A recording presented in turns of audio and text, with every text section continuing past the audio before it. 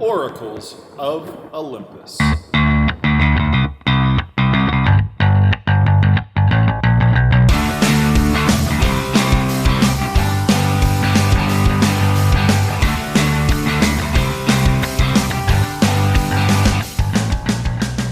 Welcome to Oracles of Olympus, a weekly talk show about tabletop games, comics, movies, and all kinds of nerd rants and raves and tangents.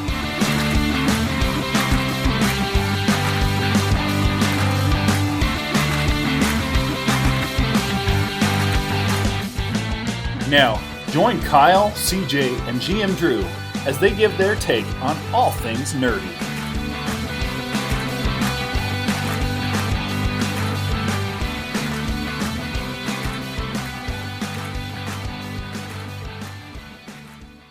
Five, four.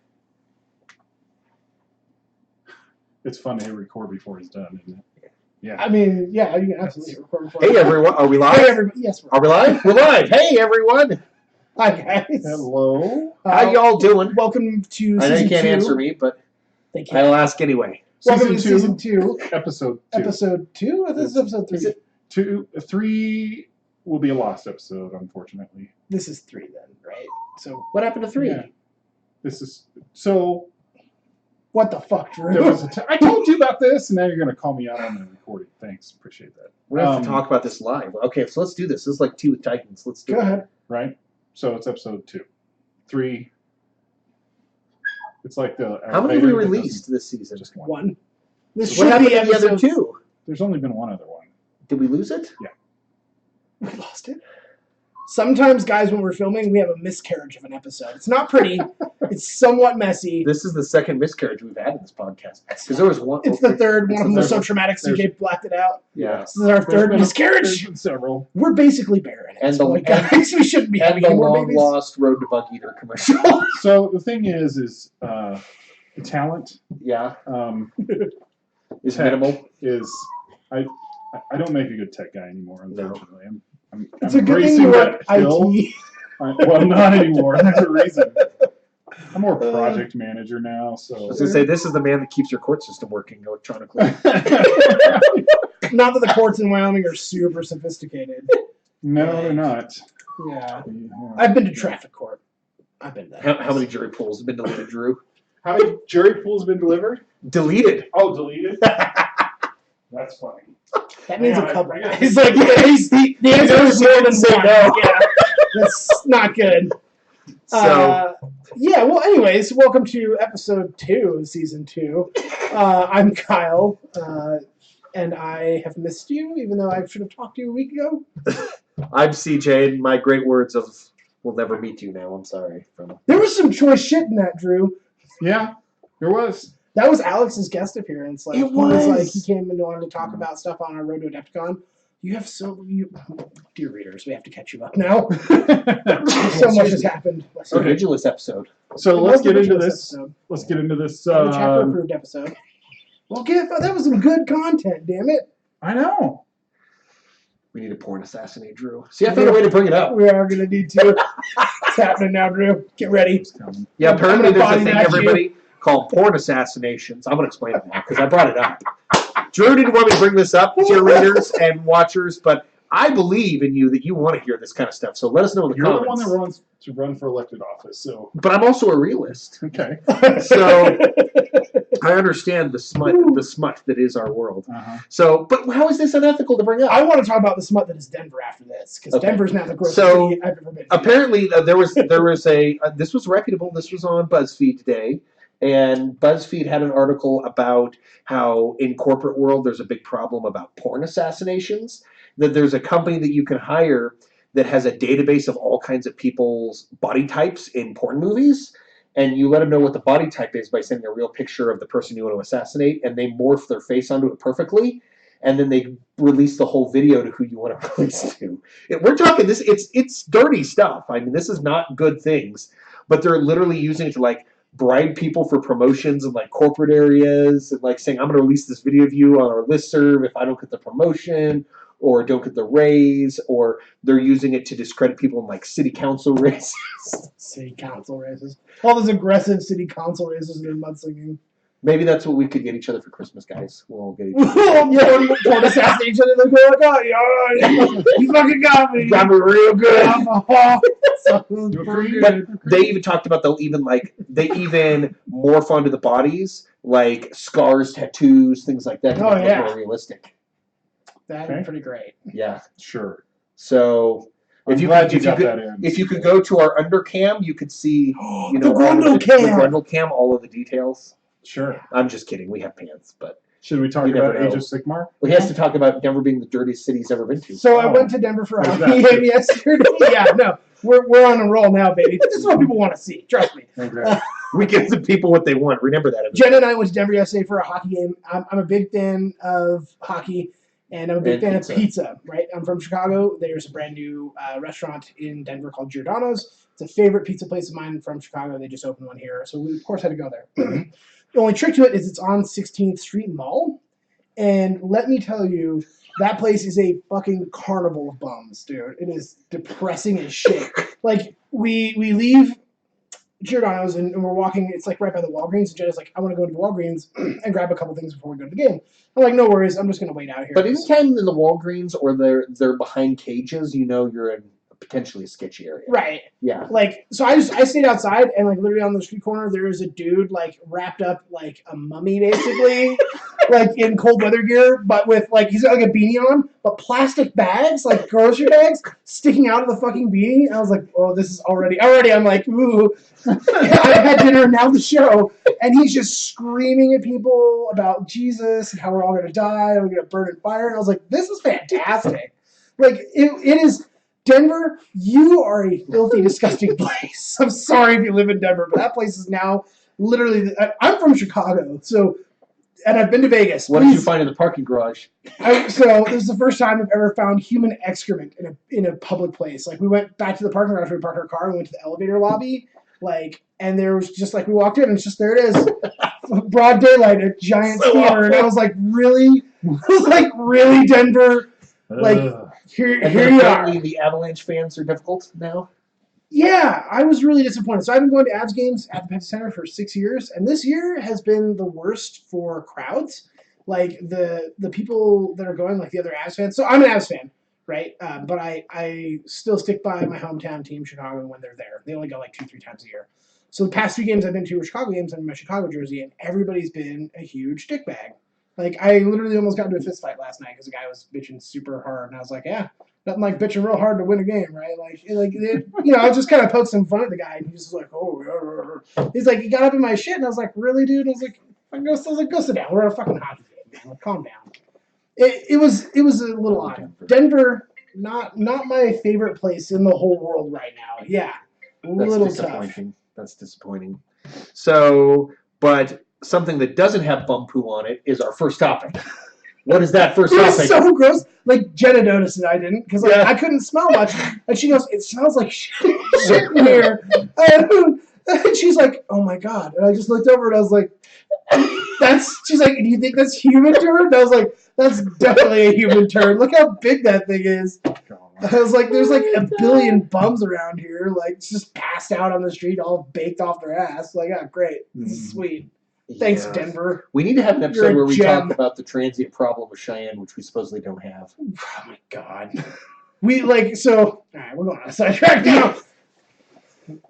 We were coming back from Ribbon According Shop to some city officials, we don't have a transient problem. We're walking back to the shop from Ribbon Shop House. It's like 2 blocks.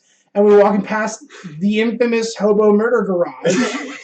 The parking structure. AKA the city public downtown parking garage. Yeah. And like of course, it's always in like a fucking elevator or stairwell lobby. That's where the real dark shit in society goes down.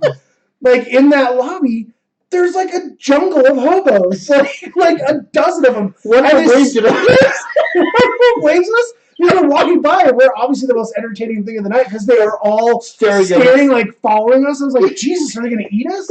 It was like, you know what it felt like? It felt like that poison spitting dinosaur from Jurassic Park. like staring down at you, like doing like, oh, what's going on? Like, are you a meal? Can I eat you? Like, But thank God we don't have a homeless problem because they're definitely not. No, rife it'd all over be Cheyenne. problematic if we had a homeless problem in Cheyenne. Yeah, Which we don't have. just try going to the public library and not smell like butt. Right, when you walk into our public library, and I love our public library. We It's have a beautiful building, library. great staff there, great people. Super awesome But people. in the front part, Bums. there's friggin' bums washing themselves in the sinks of the bathrooms. I'm Yeah, like, it's what the kinda WTF?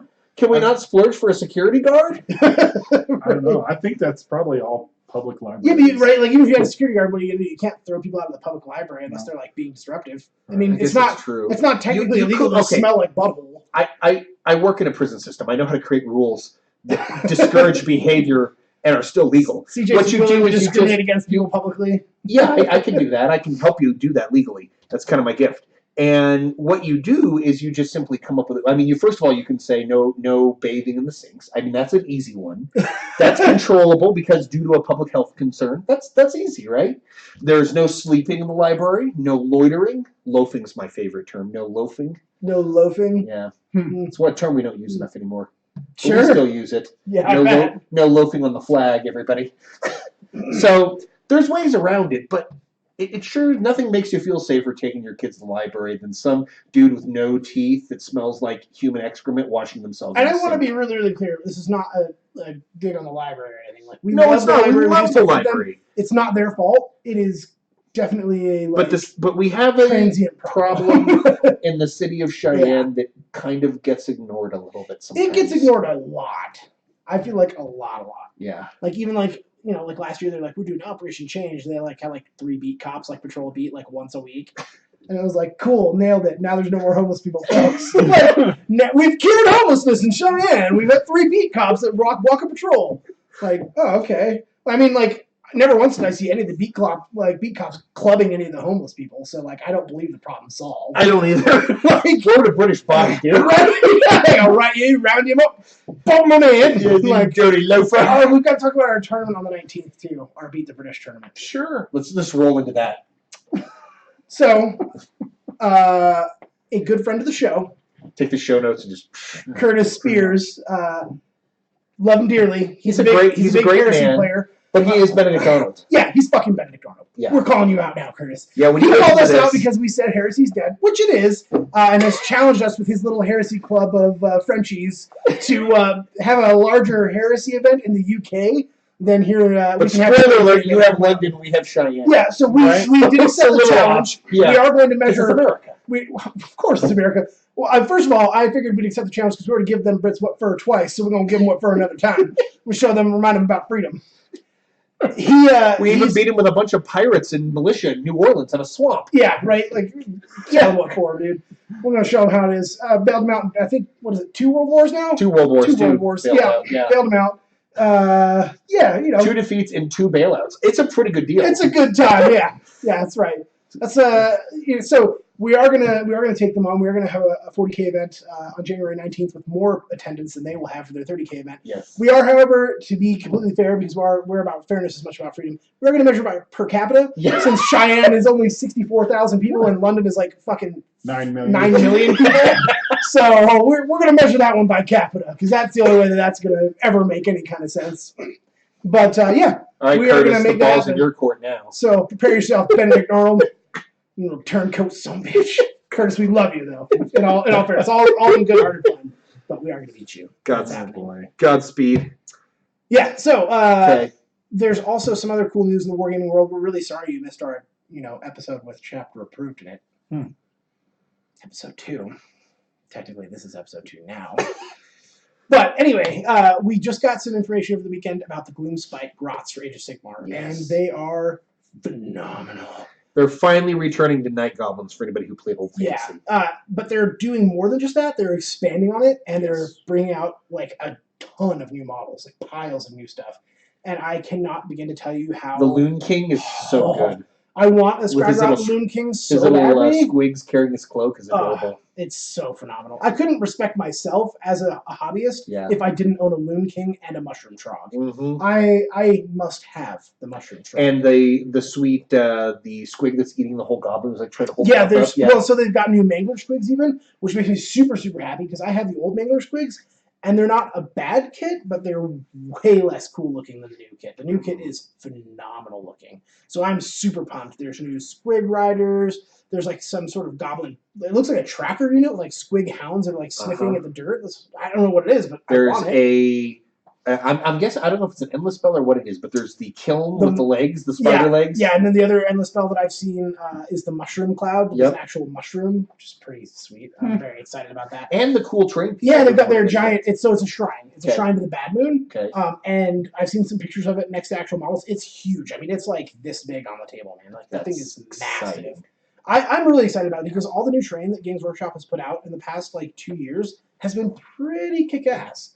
Like all the new 40K stuff and just even like the new AOS stuff, I really like. And they're getting big into doing these terrain pieces that add something new to the army. And I like that because it makes the terrain feel more important on the tabletop. Like 40K has terrain doesn't mean much right now. Not a lot of meaning for terrain. Yeah. AOS gives terrain a ton of meaning. You don't need as much of it, but like each piece really does something that affects the game, and that really makes me happy. I hope at some point we get a little more detailed rules for terrain in 40K that let us have, you know, stuff that actually affects the battlefield a little bit more. Like I know we have the Orc Mech Workshop, and we've got like the Night Repair Station and stuff like that, and there's some cool things. They look cool, but they are kind of not great. They don't have the same amount of like effect in game, and honestly, I think they don't have as much character as the Age of Sigmar. I think of the new Beastman Herdstone is like a prime example of a great piece of terrain. Well, the item looks good. Deepkin, the Gloomtide. Yeah, the ships. Those are so phenomenal. Yeah, like sweet. They not only help add to make it feel like you're immersed that they're fighting in the water. Not only do they look cool, but they actually add to the game's immersion. And it's not that the 40K terrain isn't pretty. It just doesn't add as much depth in my mind as the AOS terrain does. And I would like to see them kind of start doing the same thing. So go ahead to Warhammer community, check out their videos. It's just beautiful stuff. Yeah, I cannot wait. We don't have a release date on them yet, but it's got to be sometime. I'm guessing the next couple weeks. I think it'll be by the end of January, honestly. So and you can get them all at your favorite game and comic book store, Olympus. Take care of you, baby. Yeah. Don't worry. What else we got on our agenda? Well, you look shell shocked, Drew. I'm a little bit. Uprising on Ord Mandel. Legion tournament, correct? Mandel, yes. No, not a Legion tournament. It's not a tournament. It's a narrative campaign. Right. Yeah. It's a narrative campaign. So what's the difference? So we wanted to do something a little bit different, right? So narrative campaign is definitely different than a tournament. Do you want to take this? The goal is, this last year, something we really saw with Star Wars Legion is that you can play. It's a great tournament game. It can play in that setting. However, it's not. I don't want to say it's not good for tournaments because I think it's just fine for tournaments. But I think a better way or another way to play it is to really focus more on some of the narrative of what's going on in the Star Wars world. Yeah, I agree. I think like the difference, like for X-Wing, you can get it like anywhere a squadron of ships can run into another squadron of ships, and there's just a battle, right? Like, yes. and that feels fine. But I think part of what makes Star Wars really exciting is the stories. It is the story. That's what we all like about Star Wars, right? Is actually the story, right? The settings, the story, and what are the motives of the different groups. I think Legion lends itself really well to being played in a more narrative environment. Yes. And like using your games to help relive that story or even tell your own stories. And we're definitely stealing a little bit from GW here. And, and we're also borrowing a little bit of inspiration from the Battle of Yavin tournament that we ran like a month ago for Which was great. That's like a new X-Wing's also doing some new narrative tournaments, and I was like, that's phenomenal. How has no one ever done this before? Sure. I was like, this is like literally the best part about Star Wars is the story. So this is something we're writing ourselves. We are, yeah.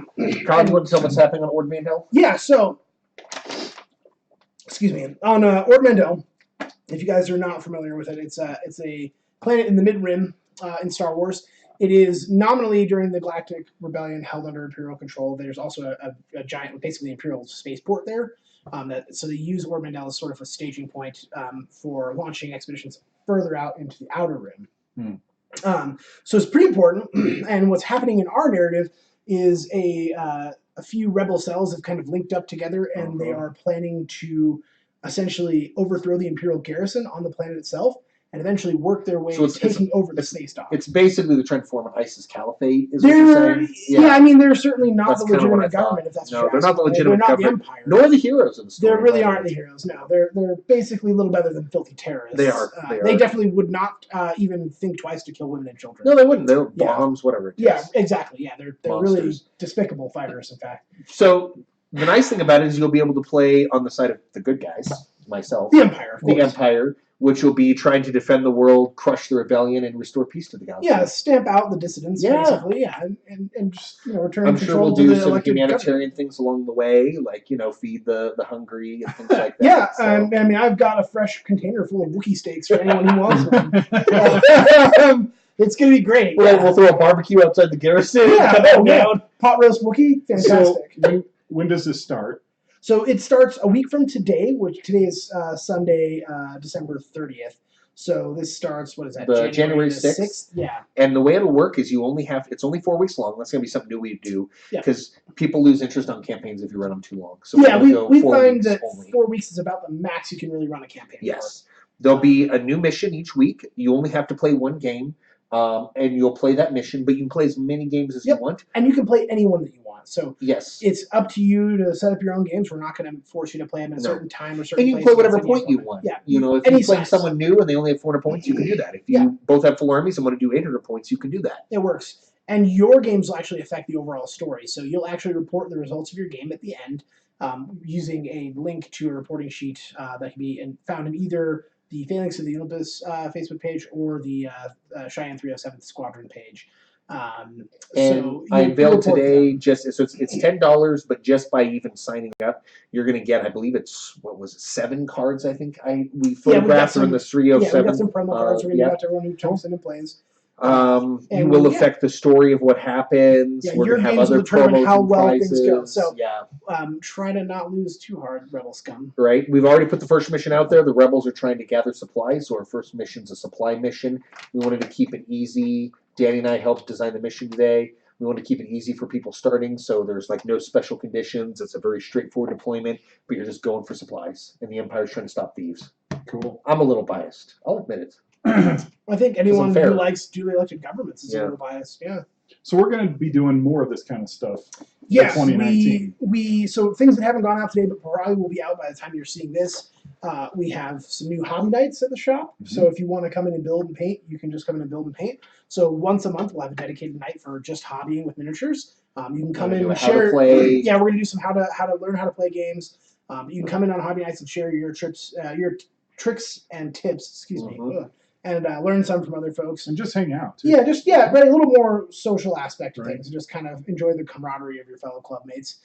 We also will have a couple different events coming up. I know we've got some stuff already scheduled for January, but in February we'll have a Age of Sigmar blind date doubles tournament. Mm-hmm. That's where you bring down a 1,000-point Age of Sigmar army and you randomly get paired up with somebody else and you guys play 3 games. And that against, of course, other teams. We'll also have a Warhammer 40k Apocalypse battle in February. And we're talking about starting. Kurt is helping us out. If you know Kurt from our X-Wing community and Star Wars community. Excuse me one second. I'm on call. So I can take over that. But Kurt is going to be coming in and helping us out with running some more Kill Team events. We'll have a couple Kill Team leagues coming up over the next few months. And I imagine we'll have a few other things in store for you, but I haven't finished actually hammering out all the schedule yet, so I don't have all of it done quite yet.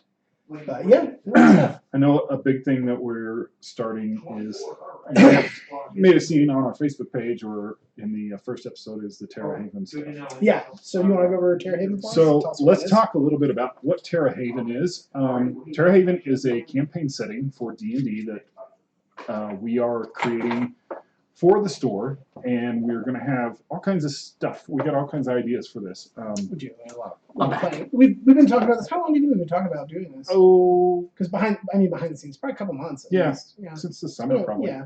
I guess summer. So the first thing we're going to do, we're starting this week. We're making characters. I've got 1 table so far.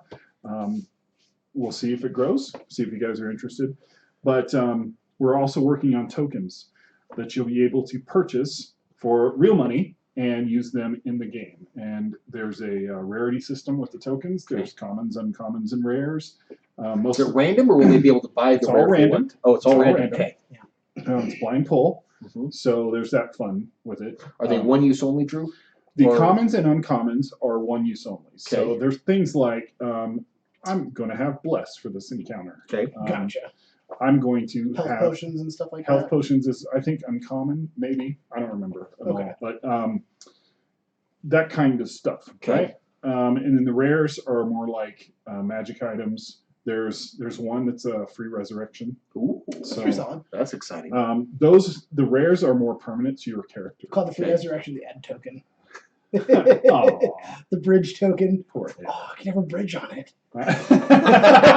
It's so good. I love it. Yeah. The story's being written in house. It's all our stuff, and When will the tokens be available, Drew? well, that we're hoping in the next couple of weeks. We got a Yes. good start on them. Yeah. It takes a while. Yeah, they're a little lengthy to make, but they're all made in house, so it's pretty cool. Yeah. But yeah, it's kind of a cool thing we're gonna do that can kind of link some of our D&D tables together a little more intricately and give. And that's just it too.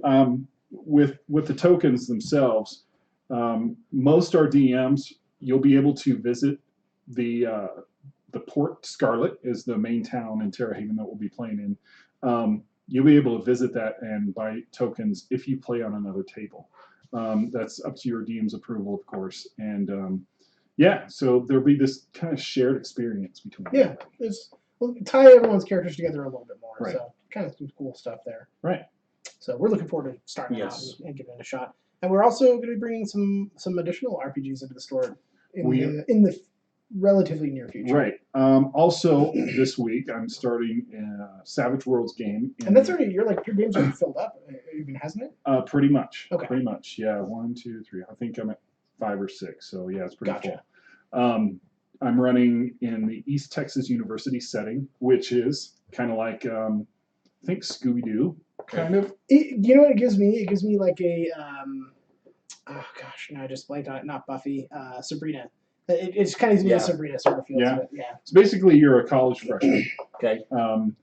Coming to the small town of Pine Box, Texas, Okay. where Is that in East Texas or? it is Okay. East Texas. Okay, that's Because if you didn't know, East Texas and West Texas are different. very different places. Very Yeah. different. Anybody from Texas will fucking tell you. If any of you watch the Castle Rock series on Hulu, I kind of imagine Pine Box, Texas being the southern Castle Rock where these ley lines intersect. It's like Castle Rock, but polite. All kinds of shit. Well, It's not like this shitty like northwestern or northeastern kind of demeanor. Yeah, right, It's just nicer right. people. So these ley lines intersect near this town, and Okay. all kinds of spiritual, supernatural shit happens. So we'll be starting that this week as well. If there's more of you interested in this, there's a strong potential that we will be running games on Tuesdays as well.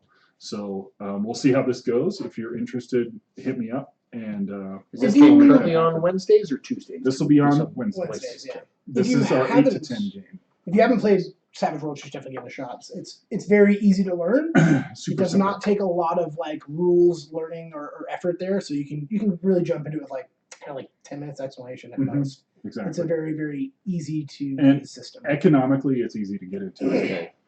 So, Yeah, if you play D&D, you've already got all the dice you need. yep, You might need one more D6 if you only have a single set. maybe. Are you doing wild die in yours or? Absolutely, Oh, absolutely. it's I'm kinda using like the the new flavor of the game. new rules, which is Savage Worlds Adventure Edition, which just had a really successful Kickstarter. Print books will be in our shop as soon as we can get them. in like June, probably, right? I'm guessing spring. So To like June. Because no. Kickstarter is always, Yes. it's always a little bit behind. Yeah, They but gotta fulfill all those pledges. I've already got the PDF. So Well, I mean, PDF's easy though, right? Because Right. it doesn't take any time to print the PDF. But yeah. Anyway, they've Yeah. got new rules out. I'm using those. Super fun, guys. Try it out. All right. What else we Sweet. got tonight? What else is? Oh, my computer went to sleep. Necromunda. Necromunda. Yeah. Yeah, the Battle for the Underhive. So yeah, we've been playing a little bit more Necromunda in the evenings, like Sunday evenings usually. Yes. If you haven't played Necromunda, you should. All the new gangs, or I didn't even say all the new gangs. The Deluxe are the last game that came out. Yeah. All the So we gangs have are the out now. 5 main games. Yeah, The original 5. and we've got the new gang supplement book, which Yep. just has like everything in it, all the mercs, all the gangs, An all the updated gear. rule book Yeah. with the FAQs that have been put in there and some tweaks on the rules. Yeah, some pretty cool stuff. And it's great. Yeah, it is. Kyle plays House Kadar. Yeah, Kador. House Kador. Yeah. They are the filthy, wretched zealots of the Emperor. They just love to spread the Emperor's purifying flame all over the hive. Spread the word. Oh god, it's so much fun. I really enjoy them. Yeah. I've got a Van Sar gang, which are kind of the tech manufacturers, and the problem is when you have like a 1/3 of your points wrapped up in one person and they get lit on fire, it's a sad time. Yeah, we played a game last Sunday, and it was pretty phenomenal. Basically, he brought, who was it, Belladonna? Yeah. He brought Belladonna, which is one of the mercenaries you can bring, and she is a former Escher ganger and bounty hunter. Yep. But she got blown to pieces at one point. So at her wedding. At her wedding. Well, she's wearing pieces of the wedding dress still. Half of her is completely bionic now. So she's got robot parts, but she is just a goddamn monster in close combat. She's got a power axe. So she's really not someone you want to be near. And I sent like half of my gang to fight her, and they spent the entire fucking game trying to kill her. And she just, like, literally, I lit her on fire on turn 2, and she stayed on fire until turn 6. Just literally running around, blasting people with plasma guns. It was awful. I was like, how is she not dead? And then at the very end, she slips in a river and gets washed away. Yeah. At the end, like, I have one guy left, and he's, like, trying to kill her. And my heavy crossbowman, Holgan the Illuminator, fires a frag round down the hallway, hitting both of them, knocking them both down, and watching them down the river. I was like, totally worth it. Totally acceptable sacrifice to get rid of her because she is a monster in that game. So if you've never played Necromunda, I think... So here's a bias I've learned about with Necromunda that I didn't realize, and I know you didn't at first, is that we're old-timers. We played Necromunda back when it was out. And so we knew it. And when it came out brand new, I couldn't figure out why a lot of our other players weren't excited about it. Yeah, they're like, meh. We've never heard about it. We know nothing about it. It's just like random people killing each other. It's and I'm like, so good. If you like Judge Dredd or if you like Cyberpunk or any of that gritty kind of feel, Necromunda is going to be your game. Like, you're going to enjoy the shit out of it. Because really what you're playing is it's a mix of playing like a crime syndicate and like a private army militia kind of mix. Yeah, depending on which game you're playing. Yeah, it can definitely feel like a private militia. Private militia all the way to like full crime syndicate. Van Sar definitely has a kind of a Blackwater-y sort of feel to them. Yeah, that's sort of their... House Kador really seems more like a cult. They're way more like the 700 Club gone wrong. Yeah. Like the 700 Club didn't have TV, and they started really praying harder and got guns and flamethrowers. Oh, man. Whereas the Eschers and the Goliaths definitely feel like street gangs. Yeah, the Eschers are pretty much like super high-end designer drug dealers with like kick-ass like poison weapons. The Goliaths are basically like roid rage meth heads. Yeah. They're like every trailer park's worst creation. Like if all the like terrible people from all the trailer parks got together and bred a race of super terrible people, it's the Goliaths. Yeah. The Orlocks are kind of a cross between a militia house army a little bit. They remind me of bikers. Yeah, it's like a biker gang. They have kind of a bikery sort of aesthetic to them. Of course, there is House Deloc, which is the new house, and they're a house of assassins. Kind of, they have like cool trench coats. Like they basically got they're all like badass guns. Like leaning. Yeah, I remember I played it back in the day, right? Because Drew's old too. Late 90s, like mid 90s, more like. What I always liked about it, as opposed to like 40K, is the guerrilla type techniques of fighting. It's a much more in-depth system than any other system they make. The closest thing it feels like right now is it's Kill Team with like a lot more depth to it. It's almost like an RPG-like combat system. Yeah, that's fair. It because definitely has RPG you can do things where you jump over openings, climbing, sneaking around corners, blind firing. Mm-hmm. You can throw grenades. It gives you an avenue to do a lot of stuff you normally can't do in a mini. It's kind of funny. I started with Necromunda and then later went to 40K, right? And I think a lot of people have done that. When the first time I played 40K and they told me, all your models have to be within 2 inches of each other. I said, well, that's just stupid. Because I was used to like, they can go wherever they want. I'm going to put my sniper way up here. And it's, frankly, too, it's a great price point to play a game, right? Because you get yourself a book. You get yourself the gang, which is what, like $40 in your dice. It's basically $100 to get into the game. All set. $150 if you want everything. If you wanted to get literally everything there is, like get your game, your dice, your cards, and both books is like $150. Yeah. So it's not bad as far as games go. Yeah. It's pretty straightforward. You can play it on the gridded tiles that they have, or you can play it just on a regular 40K table. Frankly, how we played all our games, and it's been a blast. I actually prefer playing on the tiles because it makes the game feel a lot more claustrophobic and really tight, I guess. It's also in order for it to be great on a regular battlefield, you have to have dense terrain, and the problem when your terrain gets really dense is it gets kind of hard to get your fingers in there, get down and get line of sight. Especially It can if be you've got trickier. chubby sausage fingers. Yeah. Oh. So I love the tiles, frankly. Yeah. Just a little scatter. And the models are fantastic. The models, They're gorgeous they models. really are the best part. Yeah. They're really. It's probably the biggest gender equality game GW's made too. There's quite a bit of female models mixed into games. Well, I mean, you've got like your Escher's all female. Yeah, Your Goliath Goliath is all the only male. one that doesn't have females, but all the other ones have male and female.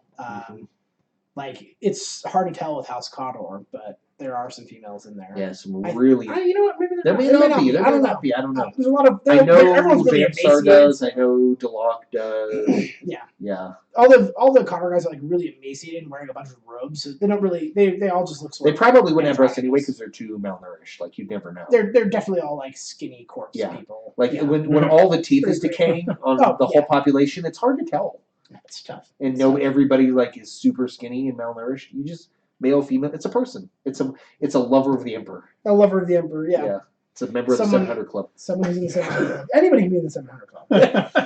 You just gotta pray hard enough to be in the 700 Club. So come check it out. Come ask us about it. Definitely a really cool one if you ever want to try out a little more in-depth game. Yeah. So.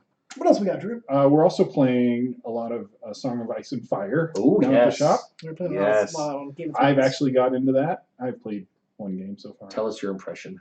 As As a not normal minis guy, like Kyle and I breathe minis. Sure.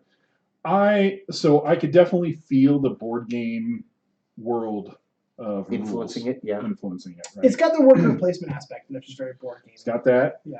It's got the cards, special abilities, Excuse me. and that it's got a randomization to it.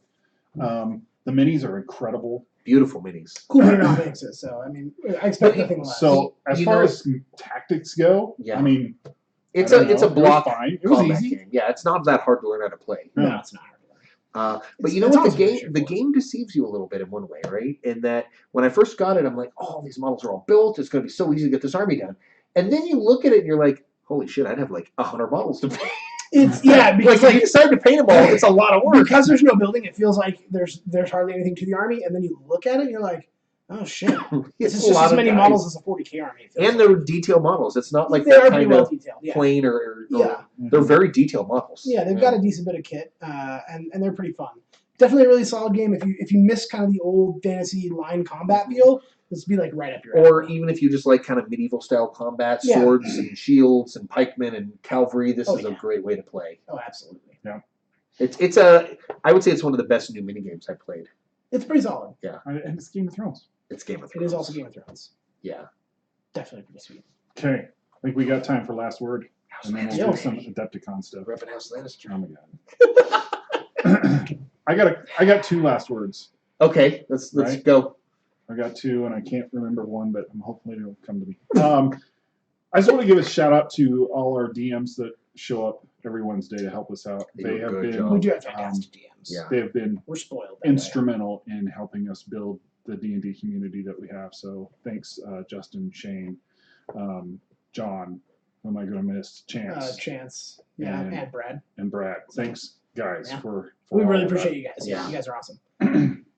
My other one hasn't come yet. So Cool. Well, so mine let's is go. mine is not particularly that different than yours. I was just kind of reflecting back on 2018 because we're almost done with it now, Mm-hmm. and I just wanted to say thank you to all of not only just our customers but our viewers as well. You guys essentially let us live the dream. You let us do what we want to do. You guys are great. We couldn't make it without you guys. So I just appreciate you guys and all of the support you've given the store. And we hope that you keep supporting us throughout 2019. And we've got some big plans for 2019 that we've been chatting about, and we've got plans all the way into 2020 right now. We So, do. Yeah, We do. I'm really excited about it, and I just want to say thanks. Guess I need Yeah, something. suck it. Follow that. Got him. You did get me real good there. Go see Mortal Engines. There's my last word. Okay. That's I'll sort of a rep- letdown emotionally. Well, you Thanks. just stole all the thunder from the last He told word. me to go. I just You went. could have let me know you'd like to go last. That would have been courteous. Anyway, I am somewhat relatively well known of being a very forgiving movie critic. I'm not somebody who's like, He's brutally nice. I'm brutally nice to movies. Like, So CJ likes movies that I would rather literally tear my own eyes out of their sockets than watch. that's maybe a bit extreme, but okay. But it's true. Like what? I mean, I can't think of a ton right now, but like I've definitely Sure there like are. seen movies where I I'm like, can, oh my yeah. god, this movie's an abortion, and you're like, it was alright, I liked it. Yeah. So I will say I went and saw Mortal Engines. It's getting not great reviews, but if you like steampunk and you like fantasy and you like big machines, you will probably like Mortal Engines. It's a fun movie. It's really pretty on screen, and I feel like, as our nerd community, I'm talking to you guys. If we don't give some support occasionally to movies that are made like this, they don't make them. Yeah, absolutely. So, and I like seeing. I always like think that movie reviewers and critics usually unfairly rate fantasy and sci-fi movies because they don't. I think they do. I feel like they're not nerds, They're right? not. So they don't really know how to They'll rate them. hammer a movie like this, and then they'll rave about some kind of stupid movie. There was my F-bomb for it. That's like, oh, look at this family. They're having a hard time, and now so-and-so's divorced, and guess who has cancer? Oh, my God, it's so sad. And Right. it's huge, So much drama. so much drama, and So so emotion. indie shot. And then you get like 7 Academy Awards, and people are like, I feel another like Marvel movie. That's stupid. I feel like the rating system for fantasy and sci-fi movies should be like, was it episode 8 of Star Wars? Yeah. And we go there. Like, if it wasn't, then it's probably a good movie. If it was, avoid. Let's all be honest. Episode 8 of Star Wars was hot trash. I really hate that. It was pretty bad. It's literally 2 hours of not moving the story forward in any way. It's like a 2-hour sidestep off of the story track. How did that happen? I don't know. I have to imagine a vast amount of that movie was lost on the cutting room floor. There was like some sort of story. Someone's like, that's dumb. There's no cool droid comedy scene in this part. Get rid of it. How are we gonna use coins at the casino? It'll shoot them out. And that's going to be a wrap for this episode. Before We should talk about in the future though the Mandalorian for a future one because I read some more. When there's more stuff about it, good. absolutely. The Mando does look really good. All right, All we'll see you guys. Bye everyone. Happy New Year. The Road to Adepticon, brought to you by Charleston Chew, Snacky Smalls, and War Bonds. Buy more War Bonds to keep our boys flying. Also brought to you by the M1 Grand. Stack 'em high, boys. Stack 'em high. Join us on our journey to discovery and army building for Warhammer 40,000 and Age of Sigmar.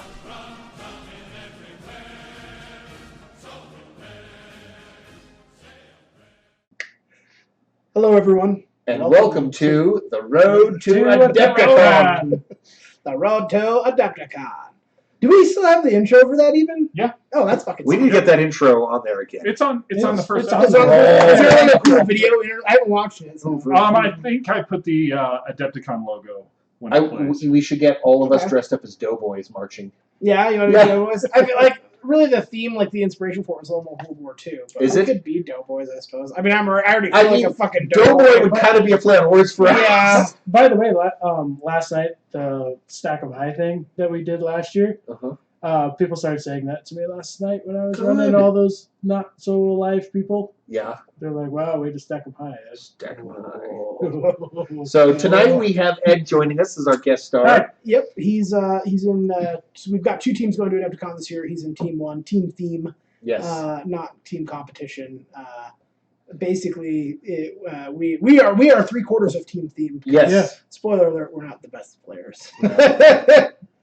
That's more team. We like But to we're build old- things and make things pretty. We're old grognards, so we can still chisel our way to some victory. Yeah, I mean, basically, it's pretty easy, fella. All you gotta do, you gotta move, you gotta shoot, and you gotta assault. When in doubt, you start arguing line of sights. That's Well, I think only 3 of those 4 last cannons can you see. gotta like, when we get down here to eye level, run and take a peek over here. Yeah. Work out this fancy dancy laser pointer I got. Yeah, right. No, can't say it. I don't believe you can see that, though. Yeah, so welcome to our segment that we have around this time of year called Road to Adepticon, where we talk about the road to the largest tournament in the U.S., which is Adepticon, and kind of what we're doing to get ready for it, and the armies. So if it's the largest in the U.S., it's effectively, to me, the largest in the world. I think it's Is there any other law? I think it's the largest in the world. Is there any other law? Is there any other law, you wretched woman? Like, I think it's the largest tournament in the world. I mean, There might be something bigger in Europe or UK. I can't say for sure, but this is pretty damn big. And LVO is pretty big. I don't know. LVO if is it's- big. I don't know if LVO it's has the bigger or biggest not, singles. but I know it has the Actually, biggest singles event. Yeah. Adepticon still has the biggest event, which is the team tournament. Yeah, and the team tournament is bananas. Which is obviously it's what we're going for. It's the flagship. It's the flagship event. Yeah. And it's a shit ton of work and money and blood, sweat, and tears. It is, yeah. And on Saturday, your feet are basically go numb by like And we're 11 basically p.m. down to the We're about 3 months. Yeah, now. we're the 3 month cut now. Yeah, I know. I started working on models actually though. Did you? So You played around with some I have models. been doing a few things, right? So I'm going. There's basically 3 events I'm going to. I'm going to the Age of Sigmar Vanguard tournament, the Age of Sigmar doubles, and my army is going to work double duty for both of those. And then of course 40k teams. That's all I'm going to go to this year. And I have most of my Age of Sigmar army is already built. I'm actually working on some conversions for the second half of the team army right now. And I have like 5 more Blight Kings to build for my main army, but I'm taking the Magakin of Nurgle. And I've been playing tons and tons of Age of Sigmar, which is really good. They're really good. I've played against them. They're Age of real Sigmar good. is definitely my favorite game to play. Like I prefer it to 40k just because I've always been more. I was more into Warhammer Fantasy Battle when that was out. Like I've always been more of a fantasy guy, and I have been having a fucking blast playing Magakin. They're super beefy and super fun to play with. Blight Kings for the win. Yeah, Blight Kings are It's so ridiculous. gross. Yeah, they're a lot of fun to play with, and I really love that new Great Uncle model. It's so good looking. Why don't we talk about what we're all doing individually, and then we can finish up talking about our team events. Yeah. So what are you doing outside of the team, Ed? So the first day I'm doing the Olympus Titanicus narrative event. Yep. It's 1,500 points. I'm trying to cram as many warlords and Gracious Knights? Cerastus Knights. Into my list as I can. I actually built a couple of them today, and they're beautiful. They're pretty cool. Really movies. nice. Yeah. And Titanicus is a fun game. Yeah, it's a solid. fun, kind of underplayed game, but it's a really fun game. I think it is underplayed because It's it a has niche a really game high and a niche barrier. hobby. Yeah, it's a high barrier to entry on that one, and it is a way more niche. Right? Yeah. If you like big robots, you'll like it. If you don't Yeah. like big robots, It's it's not the not- game for yeah, you. it's not gonna be your thing. It's pretty straightforward. Yeah. So that's what I'm doing day 1. Day 2, I'm doing the AOS team as well. My partner's Ace as of right now. Assuming, he says that's right Assuming now he because doesn't get Ace is day in the 2. 40k GT, and if he does well enough on day 1, he makes it to day 2, Yeah. which means he wouldn't be able to play with that. Yeah. You got to play him like a backup partner on that one. Yeah, no, I'm thinking. I take Jesse. I would take Jesse too. Probably, yeah. I mean, he's already going to be He's at going. the He's a Adepticon. good player. Yeah. I know he's playing He's in fun. the Age of Sigmar Vanguard with me. Yeah. He's playing in that same tournament, and so he will at least already Yeah. have a 1,000-point army with him. Yeah. Yeah. But I don't know if he's got anything on Thursday or whatever, or Yeah. Friday. Or whatever that day is. I think he said he's on some wait lists, and that's Yeah. Yeah, it might be. And for the team tournament right now, the plan is Fire Slayers and Stormcast. Okay. Fire Slayers get my spirits up. Yeah. Yeah. They get my vigor Your rising. Yeah. The biggest thing spirits is are that up. Yeah. Yeah. whereas Kyle plays Hearthguard all the time, I play Volkites. I play the shitty So- version. Let's not sugarcoat things. I play the shitty version of Fire Slayers, and I do that simply not because like I'm like trying to prove something or like I think they're actually secretly really good. I did it because I bought the whole army before really reading the book that well. Yeah. Like I was like, these guys look fucking sweet, and I was like, I'm gonna build a bunch of them. And then I started playing, and I was like, oh, these guys are definitely not A as weaker cool as choice. the other guys. Like you get half the dudes. But I think you Like, figured them out. Tricks with them. Yeah. I'm Yeah. not saying that I'm terrible Yeah. with them. Like I've got You've some. got them somewhat figured out. I've got some tricks with them for They sure. suffer against like heal charges and stuff. Yeah, they're like I yeah. mean, like, to be got honest, this, like, everything hard- suffers against heal charges. I just deep Yeah, can. I mean, Calvary we- charge for good. The Magakin did alright against the Idnet Deepkin. Yeah. They did. The version of Fire Slayers I played does not do well against it because I need to have like more numbers I think against them because of how hard they are to kill. They take a lot more time to kill than most things I encounter. So they're definitely tough. Yeah, I bet they're really a tough army to fight. And for me right now, I'm playing Titanicus with Ed. I literally haven't started planning anything for that, so more to come. And then for the Age of Sigmar team tournament, I'm playing with Nick Cadman. Hey, Nick. We played a game or two, and we need to play another game to figure out, finalize my list, the Stormcast list, and then we're ready to start working on it. So we're kind of on hold. I'm kind of waiting for Nick to have some free time. Richard is my partner for the team, and we've got our list. I think we're pretty figured out. Right now, we're just kind of trying to figure out our color scheme, and we need to start work on our display board because we conceptualized it. We just need to actually start building that thing, and making it so we can actually fit it and take it on the train. Yeah, because we are training. We are taking the train. Yeah. Nick and I are signed up first class. We're on us, and I've decided to spend my money instead of being in first class to just spend it purely on alcohol. Which is a very Kyle thing to do. Yeah, it's a way better choice, I think. I don't need a bed to sleep in.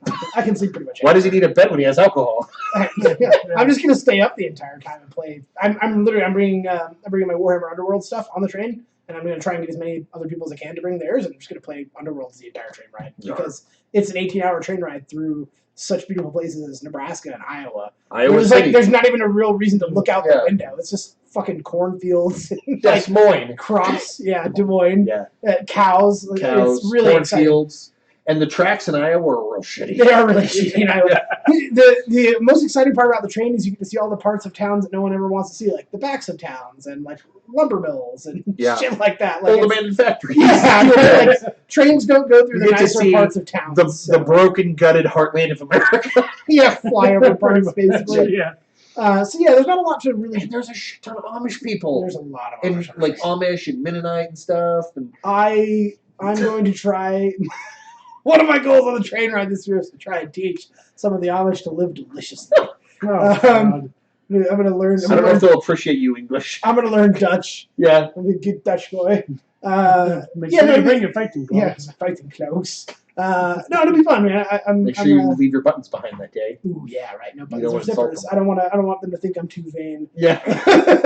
My zippers and tennis shoes. Our 40K though is we've got some concepts, but with the I'm actually working on models. Okay, yeah, we're not. I've already started working on models for us. Okay.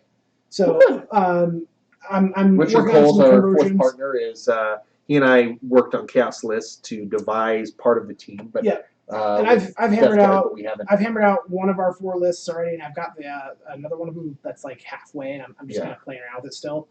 So we have a pretty good idea of what we're actually bringing, and I actually have already started on models. So we're kind of running a little bit shorter on time than I'd like to, but we're not doing terribly. No, so we're definitely not thousands on this year.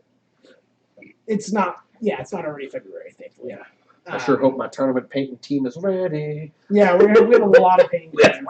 And I'm a little sidetracked this week because we have this week we have a Kill Team narrative event this weekend on January 5th, and I need to finish a Kill Team for that still. So I'm a little sidetracked right now. I don't have a Kill Team yet. Because I'm really wishy-washy on what Kill Team I want to play. Like I have several. Play now? I keep telling myself I'm going to use it as an excuse to finish the Skitarii squad. Okay. So I want to play Skitarii. My backup is I will play my Black Legion Death Guard. Okay. So if I don't get my Skitarii finished, my Black Legion Death Guard are like 90% finished, so I could do them in a single evening and have them done. They're doable. They're doable. Like I can get them completed. I'm going to try and get the Skitarii done, but tomorrow's New Year's Eve, and I will probably be a little more sidetracked tomorrow. So I'm going to go on one and say yes. Definitely. Yeah. But yeah, that's kind of where we're at with the deck. Yeah. So not a ton to update yet, but hopefully we'll have some minis and stuff like that we can show off in the next few weeks. We'll bring them with us. Yeah. Cool. Mm-hmm. All right. Well, thanks everybody for watching. You guys have a good one, and don't forget to stack them high. And eat snacky smalls. Our sponsor. Buy more war bonds. That's right. Buy more war bonds and put some bullets in your best boy's gun.